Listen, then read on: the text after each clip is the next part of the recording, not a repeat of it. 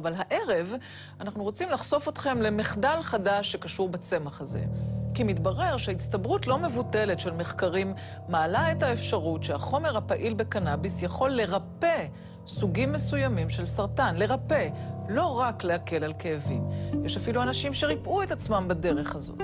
אז מדוע אף אחד לא מאשר מחקר רציני על בני אדם כשזה נוגע לקנאביס, ולמה הממסד הרפואי מתכחש באופן גורף לעדויות הנרפאים?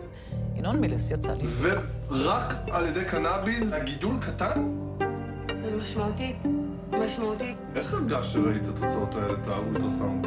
בוא נגיד שיצאתי פעם ראשונה מהאולטרסאונד אחרי שהבנתי שזה מה שקורה לגידול עצמו שנמצא בתוכי, ואני יצאתי במחול ובנקודים משם. שה-THC מקטין את התפתחות הסרטן.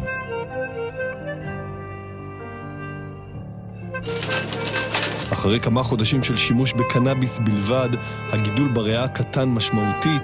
22.4, 1.7 סנטימטר. ב-16.5.2013 הוא כבר נהיה 1.3 סנטימטר. וזה של שלפוחית השתן פשוט נעלם. בית מ"פ, זה בלי ממצא פתולוגי. זה אומר שהגידול נעלם? כן.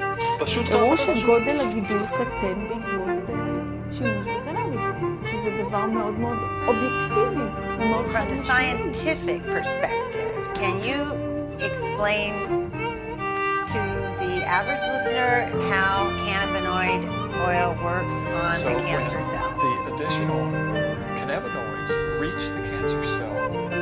It locks into it, sends the ceramide out to destroy the mitochondria, which starves the cell together.